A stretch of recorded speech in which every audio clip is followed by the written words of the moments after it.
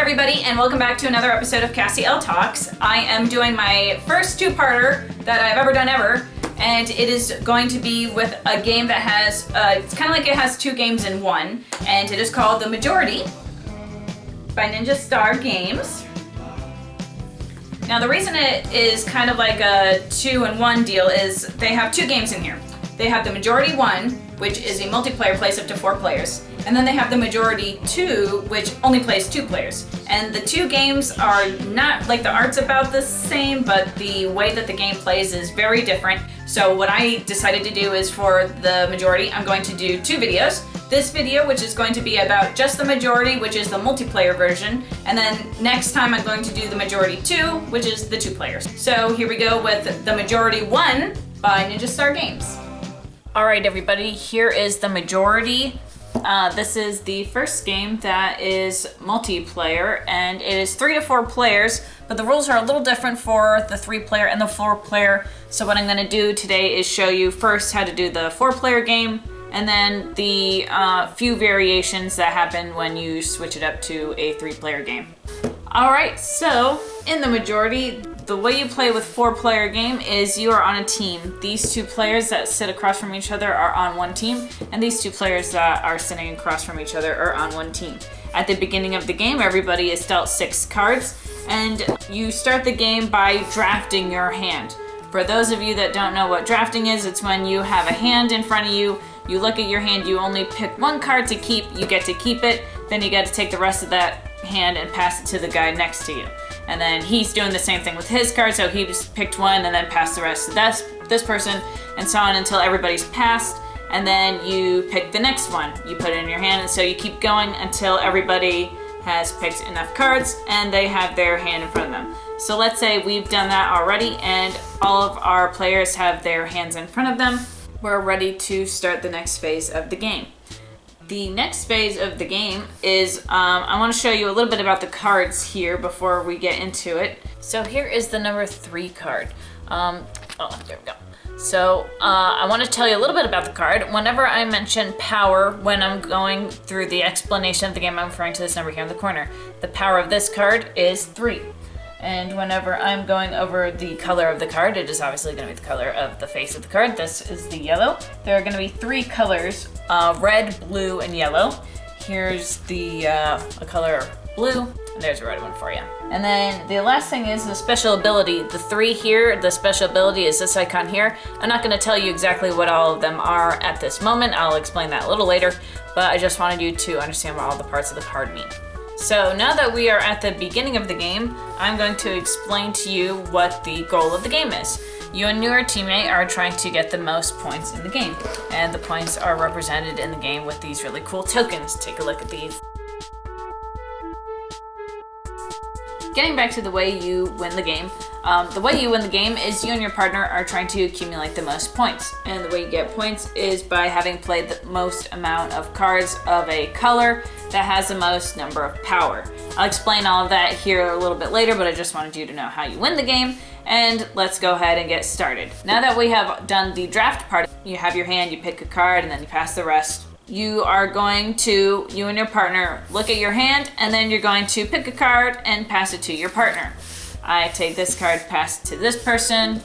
They take a card, pass it to me, and vice versa. Now that everybody has their hand, we all pick a card that we're going to play, and we all reveal our card. 2 10s, a 7, and a 2. So now that all of the cards are revealed, the first thing that happens is we resolve any special abilities. Here we have a special ability, and here we have a special ability. You resolve them in the lowest number first, so 2 is lower than 7, so the first thing you do is resolve 2. The 2 card has an X on it, and the X represents discarding. What happens when a 2 is played is all cards that do not match the color of the 2 are discarded from play. So in this case, these 2 cards are discarded from play. So now that that has happened, the 7 doesn't occur, and the 10 stays in play, and these cards go into our score area, and they stay face up. And then you go ahead and play your next card. So players have selected next cards, and this is what happens. We have 2, a 2, a 3, and a 6. In the case of a tie with 2 2s, you would resolve them at the same time. And that would mean that for this card, all cards that are not blue would go away. And for this card, all cards that are not yellow. So all the cards would get wiped. But let's go ahead and say that didn't happen. And I'm just going to replace this card with a different card. Another 3. That's okay. So here with the 2, again, all of these cards would get discarded because nothing matches that 2 as another blue card. And then this 2 would be the only one standing. So that would go over here in their score area. So let's go ahead and I'm going to speed this up and say that we're at the end of this phase, which is called the representation phase. And we're going to move into the debate phase where we get all of our points. We have all, at this point, taken our cards that we have scored, have stacked them up by color, and are ready to compare our points. First off, we decide who the winner is and who the runner-up is. Those are the only 2 players that get points. And the way that the scoring works is the winner gets 2 coins from the bank, and the runner-up actually gets more points than the winner. The runner-up gets 1/5 of the winner's power. And I'll do that math for you here in a second, but it ends up being that the runner-up gets a lot more points, more than the winner, so you are trying to really be the second best. So let's go ahead and do some comparing. The first example, let's go ahead and do red. In red, we have 15 points. They have over here 20 points. Our partner here had 16 points, and then their partner had 10 points. So they're going to be the winner with their 20 points, and the winner gets 2 coins from the bank. So here's their 2 coins here, and they would get those over here for their bank. And then the runner-up is actually our partner, and they get 1/5 of their power. So if their power is 20, 1/5 of their power would be 4. So our partner gets 4 coins for being the runner-up. So that's how that works. We can go ahead and do the other colors real quick here, just so you can see how the points work. But let's go ahead and give those points. Just so you know, I was actually getting ready to wipe it up. These cards, they stay in front of you every round that you do. So each round that you accumulate points, you're gonna add it to this. So you're gonna keep getting more and more points. That's why they have so many, and that's why they have these crazy 10 coins, because you're going to start getting lots and lots of points. So once you score those, they stay in front of you. So let's go ahead and set the reds aside, because those have been taken care of and everybody's going to put them back. Let's move on to the blue. So for blue, let's say we have 32 points. Our opponent also has 32 points. Our partner has, let's pretend they had 3 points here or whatever. Okay, here. Let's say they had 3 points here. And then our other opponent actually only had, let's say they only had 0 points. So in this case, both me and my opponent tie. So we both get 2 points. 2 coins for our opponent and 2 coins for us. Our partner is the runner-up, and they get 1/5 of the winner's total. And when it comes to a tie for winners, the runner-up gets 1/5 of both winners. So not only will they get 1/5, which is 6 for us winning, they're gonna get 6 more for our opponent winning, which is a crazy amount, and it's awesome for us because they are our partner and our coins are going to be accumulated together. So they're gonna go ahead and get 12 points. Slowly as the game goes on, you're gonna start getting crazy amount of points. So we've got these cool 10 coin and 12 coins over there for them. And so that's how the game works basically. Once everybody, now we would get our blue back. Once everybody has all of their points, everybody's cards go back in front of them, and then you would get, you still have this one card, actually, you don't discard it. You still have the one card. You've not discarded, you just set it aside. You take this card back in your hand, you're gonna get dealt the 4 cards, so you have now 5 cards instead of the 6 like I mentioned before, and then you're going to go ahead and do that drafting phase. Woo! You do the drafting phase, then you do the representation phase, which is where you pick your cards to play, you play them, and then you go into the debate phase where you get all of your coins, and then you do that for 4 rounds, and then you count up to see who has the most amount of coins between their teams, and the team with the most amount of coins is the winner. Now the special abilities on these cards that you play when you go into that phase, the representation phase, really help with battling your opponents and making the game a little more entertaining than just playing cards and having the most in a power.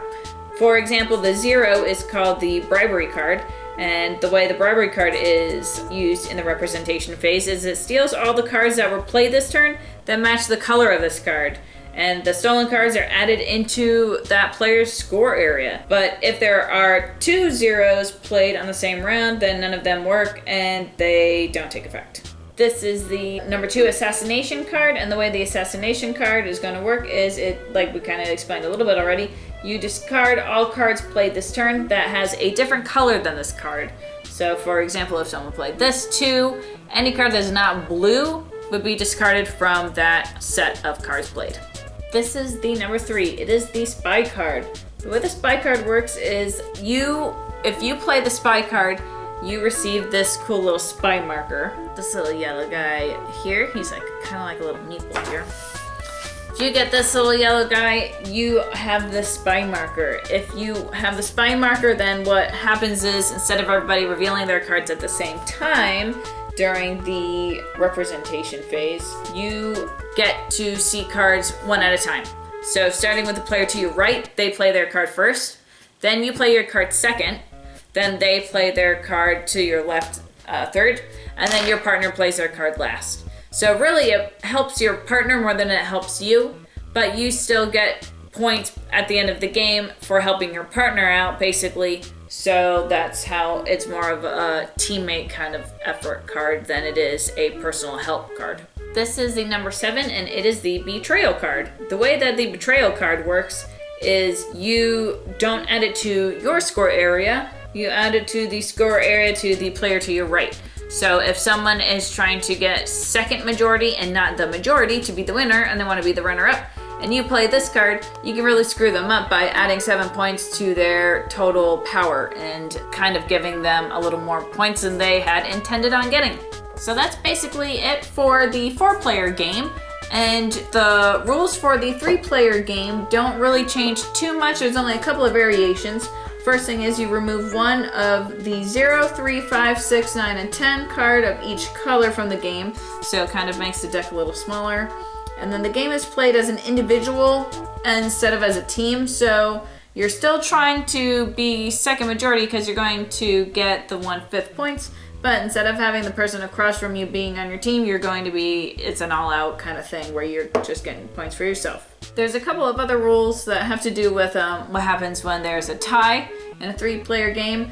And they also have the change with the 3, where instead of you, because since you don't have a partner and you play a 3 card, having that spy marker guy, this little guy here, isn't going to help anybody. So as an individual, they changed the 3 a little bit for a 3-player game, and that the person to your left plays their card, and then the person to your right plays their card, and then you play your card. So it helps you out since there's nobody for you to help out with that 3.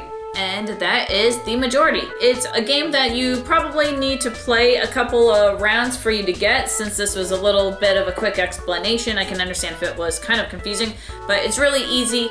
The way that you go through it by phase is once you understand the phases, you totally get the game. That's a majority by Ninja Star Games. So that was the majority 1. I hope I explained it well enough. And when we get to the majority 2 next week, I will be able to tell you really what the main differences are going to be. Until then, this was Cassie Elle signing out with the majority.